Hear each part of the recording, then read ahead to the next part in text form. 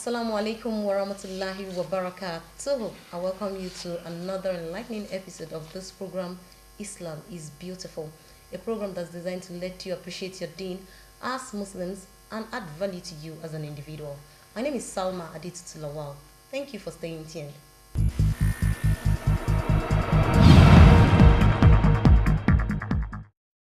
Fortunate is he.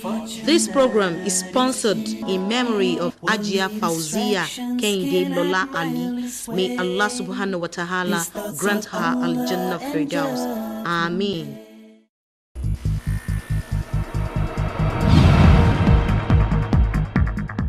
Alhamdulillahi Rabbil Alameen. Islam says that he who breaks the bond of kinship will not enter paradise. And that will bring us to the topic of the day, which is keeping the bond of kinship. And to do this chit-chatting with me today, I have Sister Shifa, Assalamu alaikum wa rahmatullahi wa barakatuh. Sister Khadija, Assalamu alaikum wa rahmatullahi wa barakatuh. and Sister Sakina. Assalamu alaikum wa rahmatullahi wa barakatuh. Alhamdulillahi Rabbil Alameen. Our topic of the day is something I think that everybody out there will benefit from. We all have kids and kin around us. We all know that we have challenges. We all know that we have to relate with them. But how do we go about it? Now, when we say kin, what are we talking about? First, let us understand it first before we now take it from the Islamic perspective. Stashfal. Yes, mashallah. When we say kin, we're talking about blood ties. All those who are related to you by blood, whether from your father's side or your mother's side, as long as you're related by blood, they are your kin. Alhamdulillah, mashallah. Sister Khadija, do you have a contrary opinion? It simply means those that you're related to by blood. And maybe in addition, one will say it's a privilege to be in a family. So as much as possible, one should try one's utmost, as Almighty Allah says, that we should keep the family together and united to the best of our ability. Okay, mashallah. Yes, mashallah, to add to the definition of kinship in Islam, Islam doesn't regard only your blood relatives as your brothers or sisters. Islam extends it to your neighbors. So kinship in Islam, the definition will be different from the definition in the English dictionary. Okay. So kinship in Islam also refers to your brothers in the mosque and your sisters in the mosque and extends to your neighbors around you. Mashallah. So it is not just a blood relation, that is your kids and kin. Yes. Everybody that is related to you by Islam too. So you are my relative, you're my kin. Mashallah. Alhamdulillah Rabbil Alameen. Now, Islam says that categorically that we will not enter paradise if we do not keep this bond of kinship. How do we keep the bond of kinship? Mashallah, I think we should have a guide.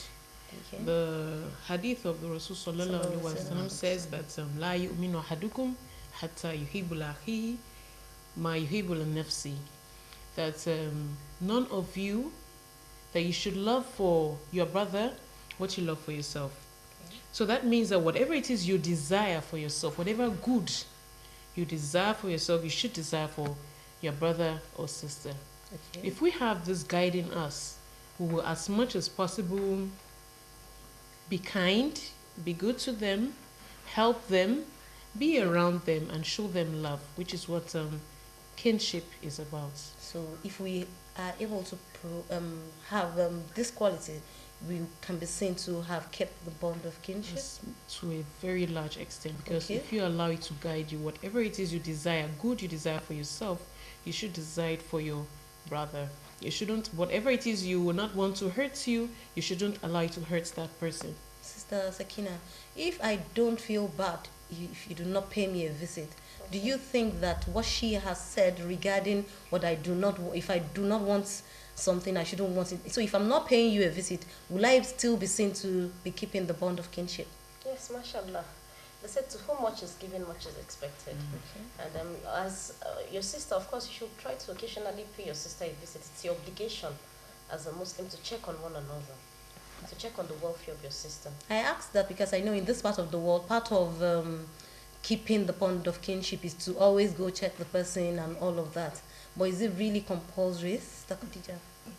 Yeah, in addition to it, it's part of it. It's part of the part of the things that will make the bond stronger. Because, for instance, now our neighbors are usually the closest to us because we see one another every day. But if our family now stays afar and we don't have that close contact, the bond will not be there. Regardless of the relationship you have, there's bound to be friction. So what we should do as best as possible is to make sure we have a cordial relationship with our family members. And if it's a bit difficult because sometimes it does exist that you find some friction in the family, you should just try as much as possible to make your heart a cemetery. Bury all the grievances and try as much as possible to make the best of the situation all the time. Make sure you exchange your testimony to your members of your family all the time and show love as best as you can. Okay. Mashallah. Civilization has changed what kinship used to be when we were growing up. Okay. When we were growing up, we were used to a family setup, a family system where all relatives would go to visit another, we spend holidays together as cousins. But things have really changed now. So I think these are part of the things that we Muslims have to be very conscious about. Islam encourages the family to be united, to be together, and to celebrate together. But now things have really changed. So as Muslims, we should register that in our consciousness that it is part of the way the family bond degenerates when the cousins don't know themselves any longer because they don't even have anything that brings them together. Everybody minds their business in the four corners of their homes during celebrations. They don't have holidays together. They don't celebrate things together. They don't even have meeting points at all. So Islam does not encourage this kind of a family system. No, mashallah. We should appreciate also that it's not everybody who understands what we are talking about. So that you may want to do these things. I know one of the hadith of the Rasulullah sallallahu alaihi wasallam says that you must ensure that you see to the welfare of those. The house is 40 in front of you, 40 to the left, 40 to the right, 40. If I go to my neighbor's house now and knock and say, please, I'm just checking on you to know if you have eaten this evening before I go to sleep, like the Rasulullah, don't you think they would think I'm too forward in this part of, like you said, civilization? And also, what if the person does not appreciate what I'm doing? Mashallah, in that case, you have known that you fulfilled your own obligation as a Muslim. In addition to that, it's because the whole world is facing a new direction. The way we were, thought when we were growing up is that your neighbor, your kith, your kin, they are the closest people to you. So when there's, during the Ramadan, Eid al-Kabir, Eid al-Fitri, you all come together to feast together. Okay. But these days, some people will feel someone is at the door, oh, mommy, get the door, I don't want to see a visitor today. It's like the Western culture is actually having so much dominance over our own culture, over our own belief. Okay. And Islam. What is that?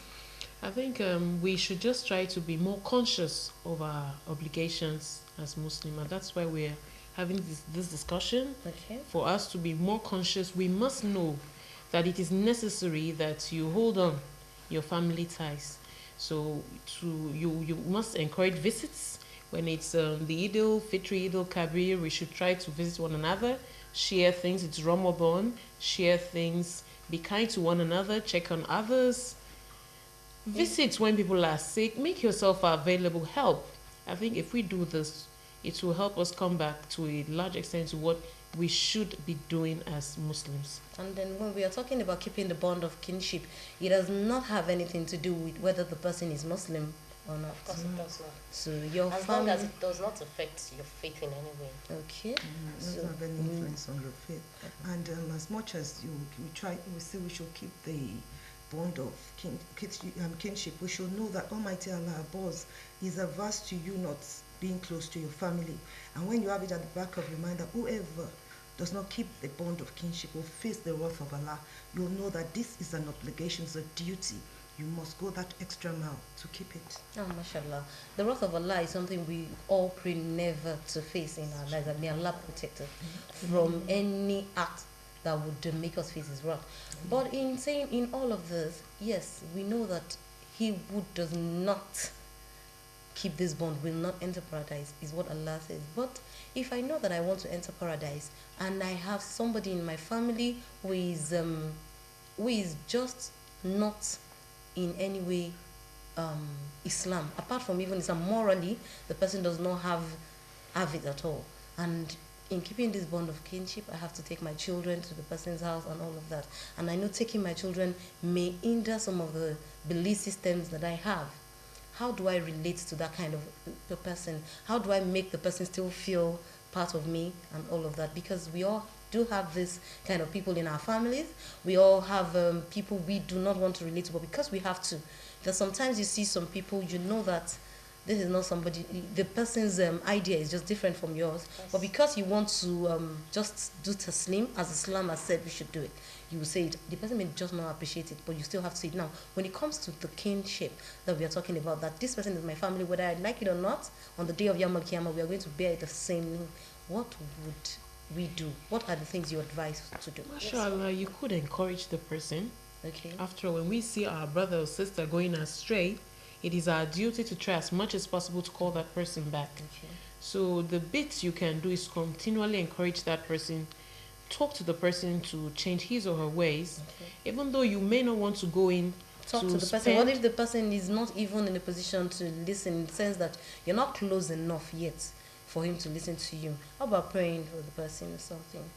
Yes, you could do that. Then, bit by bit, is the most important thing is you should not just Break the bond. break the bond, but Mm. whatever it is you can do, pray for the person, continually encourage the person in whatever way.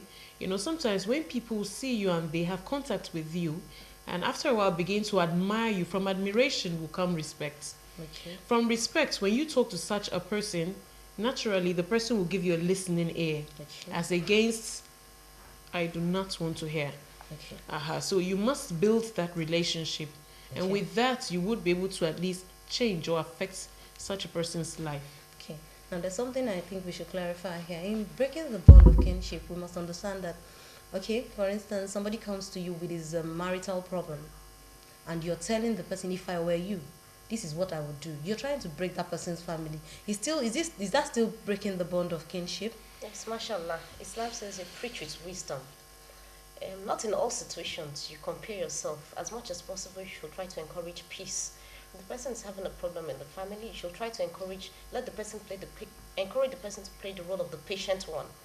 Let the person play the role of the person that is cheated. So that is what Islam preaches. So as much as possible, we should try to encourage one another, not to let the bond of kinship break from our hands. Even if the person is not related to me, I may be breaking the bond of his own kinship by giving him a wrong advice too. Yes. That's what it means. Yes, that is it. Yes. Meaning that you have to also be careful of how to intervene into Other people's other family, people's family matters. affairs, and also so as not to break the bond of their own family ties while you think you are maybe giving Okay. advice, and maybe now works the wrong way. So Okay. as much as possible, you try and in addition to what they've said, you don't necessarily, it's not as if you'll go to your king's place to sleep or spend, sometimes you can spend all days with them, but it's not, if you know that you can't relate well with somebody, since it's not a place you go every day, you could easily, have a relationship, no matter the minimal level. If it's just exchanging taslim, assalamu alaikum, maybe one call a week or one, just make sure that the bond of kinship is fastened and is not broken by you. Okay. Now, can we just analyze, for instance, some of our kins here? Our uncles, our aunties, Yes. Cousins, nephews, okay, extended Niece. families, as in father, grandparents, and other members of the family from your father's and mother's side. Those are the major ones, the major close ones. ones. but like But sisters, as Islam says, your neighbors, if we look at it, our neighbors are even closer than most of us. We see them every day. okay, And when we pray, as they say in Islam, Surah Al-Yasin, when you cite it, it extends to about maybe 10, 20 houses from your own house. So Islam encourages this bond that we should try as much as possible to foster unity and Okay. be together. if our neighbors are our kins too, and now we can see it's celebration period for some non-Muslims now. In keeping the bond of kinship, you think sharing in this season is part of it? MashaAllah, sharing with them, but sharing has a limit. in Islam, because you won't say because your neighbor is a non-Muslim and is having their own festival, you now say they have a carol service, you now go there and sit down with them and take your children and say, because I don't want to offend my neighbor. No. Okay. What you should do, I mean, we are allowed to greet each other, exchange greetings for the new year, but the Christmas season it's not a festival Islam appreciates, because in Surah Al-Maryam it is asserted that Almighty Allah has no partner, Almighty Allah has no son, Almighty Allah is one and only, and that we'll all come back to Him alone. So we cannot now see a celebration that is telling us that this is for the child of God and say we are celebrating. Okay. Greet your neighbors when it's New Year. Exchange the greetings. We are all one. Yes, mashallah. Okay. As you said, exchanging gifts doesn't limit to festive periods alone. You exchange gifts as much as possible, whether there's any celebration or not. Okay. So you don't have to wait till a celebration is around before you. We am particularly talking about it because I know we are in the season of this celebration, and so if we really want to keep the bond of kinship, like we are saying here, if my non-Muslim friend invites me to their activity and all of that, at least I see some Muslim children, even with their hijab, go to see Father Christmas and all of that. Some of the time I look at it, well, it is still part of celebrating. There's a limit to what you could do. Okay. Anything that is going to rub on your faith in any way is wrong. Islam doesn't encourage shirk. If you begin to do that, you're practically involving yourself in shirk. Okay. So you should stay away from it, mashallah. And shirk is associating partners with Allah, mashallah. Now, if in all of this, the other person sees you're not celebrating with them as not keeping the bond of kinship, what would you do? In a subtle manner, in a subtle way, since you're not, I mean, we all know we're in a festive season, and everybody is, has the feel, so you will not be antagonistic. All you do, maybe Christmas Day they expect you to come in and have lunch with them. You definitely know that you won't, as a Muslim, you won't go in and say, I'm going to have Christmas lunch. You could you call your neighbor in the morning and maybe you talk to each other on the phone or something, but you won't get all dressed up and dress the children up and say, yeah, we're going to have Christmas party or we're going for Christmas lunch or something. And that doesn't change the fact that I love the person. No. I believe that where we need to clarify is some of our non-Muslim friends watching now will think, and you are saying that you want to keep the bond of kinship and you don't want to share out of my Christmas lunch. How do we let them understand that my faith is my faith, and if I want this relationship to work, I must respect your faith, and then you respect mine. A lot of times they don't understand this. Okay, mashallah, Allah has said in Surah Al-Kafirun that say unto those who believe, I am not going to worship that which you worship, neither should you worship that which I worship. The third verse emphasizes again, I am not going to worship that which you worship. So Almighty Allah told the Holy Prophet to tell the non-believers, to tell the non-Muslims then that he was not going. So by this, Allah has already told us that we shouldn't in any way let anything rub on our faith. We shouldn't perform shirk. We shouldn't gradually associate others with other partners with Almighty Allah, directly or indirectly, purposefully or unpurposefully. Okay. So we should make all what we do defined. We make our steps defined, and you make your neighbors know you love them, but they know when it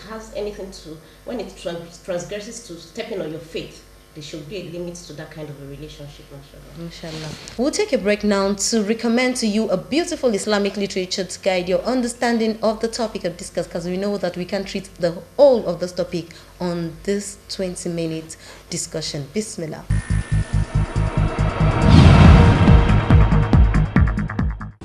On this episode, we will be recommending to you this beautiful 264-page book titled The Pillars of Islam and Iman, written by Sheikh Muhammad bin Jamal Zeno.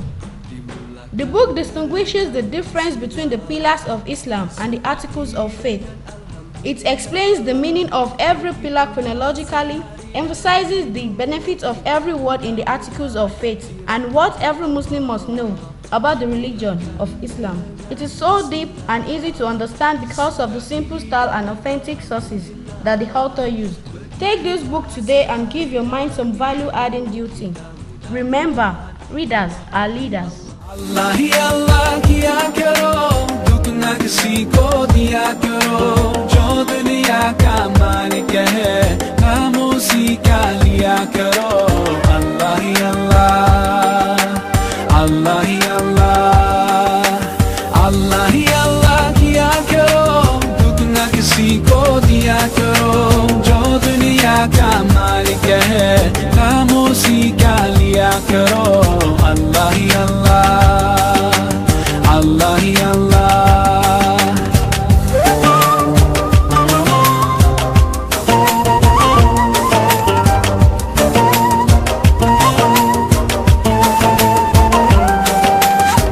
Just like a sunrise can't be denied, no.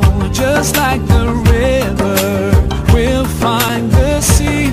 Oh Allah, you're here, you're always there, and I know without a doubt that you always hear my prayer.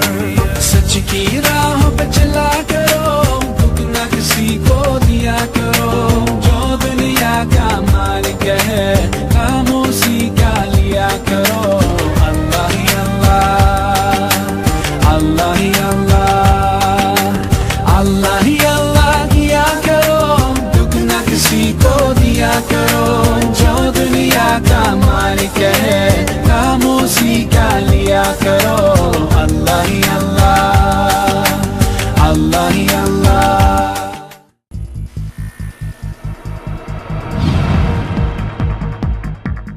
This is the facts for the week.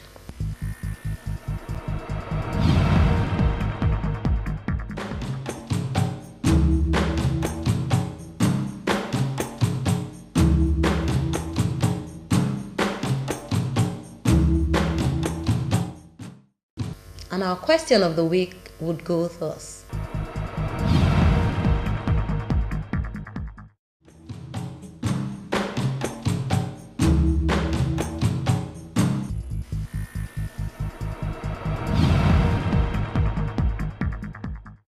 Mashallah, my sisters, we believe that we have said a lot, and we believe that in no way have we slighted anyone. But also, I want us to clarify something, that the bond of kinship that we are talking about here is not limited to Muslims alone. Non-Muslims, even if you have a relative that practices African traditional religion, we should still keep the bond of kinship with him, because he would have his own value that would add to our lives. Now, in one word, how do you think the best way a Muslim, a practicing Muslim, would keep the bond of kinship, still maintain his faith, and not hurt others? Because we mustn't be seen to hurt the other person. We should let the... Can you actually receive a visitor, a relative that's a non-Muslim? Can you let the person do some religious practices in your house? Yes, mashallah. It was reported that during the time of the Prophet, some non-Muslims were allowed to worship in the mosque. Okay. Because I think they were on a journey and based on the circumstances. So Islam is a religion that encompasses everything. But most importantly, you should be conscious of when that thing is beginning to infringe on your belief, on your faith in Almighty Allah. So that's the most important thing, mashallah. Inshallah. In addition to that, in keeping the bond of kinship, especially with the non-Muslim brothers and sisters, we must stand on our conviction, La ilaha illallah Muhammad Rasulullah sallallahu alaihi wasallam, that it is beneath the might, the greatness of Almighty Allah to say He has a son. Almighty Allah is one. He has no partner. He's the sovereign. Inshallah. Inshallah. Okay, mashallah, I think in dealing with them, we have to be more careful, and we should go an extra length so that they see that they see things that they can emulate in us. That despite the fact that we are Muslims, we can go that extra mile to accept them, tolerate them, and live with them peacefully, as long as we do not do anything that will go against Islam and our faith. May Allah make it easy for us. I would generally advise that we say more of Surah Al-Ikhlas now. Kulu Allah Ahad. Say Allah is one. He is one and only one. He has no son. He was not begotten, and everything depends on him. I believe that every Muslim out there should believe that if you sincerely know that you're Muslim, the only reason you're here on earth is to worship Allah subhanahu wa ta'ala, and anything that contradicts that is not Islam. May Allah subhanahu wa ta'ala make this deen easy for us, and may He make us see the light when He shows in our life. Now, that will be the size of our package on Islam is Beautiful today. We believe we have added value to your life, and we believe also that we have added some sense into the kinship word, meaning keep the bond of kinship, relate to people in a very beautiful way, and let people appreciate the Islam in you. Do not let anything destroy your faith. May Allah subhanahu wa ta'ala make it easier for us. I thank my sisters for coming. May Allah subhanahu wa ta'ala increase you in knowledge, and may Allah subhanahu wa ta'ala make this Islam is an easy one for us. So do join us again for another enlightening episode of this program. Till then, don't forget our slogan on this program. Don't tell people that you are a Muslim. Show them, let them see that you are a Muslim. From my sisters and I, we say, Assalamu alaikum wa rahmatullahi wa barakatuh. Fortunate is he. This program is sponsored in memory of Ajia Fauzia Kehinde Lola Ali. May Allah subhanahu wa ta'ala grant her Al-Jannah Firdaus. Ameen.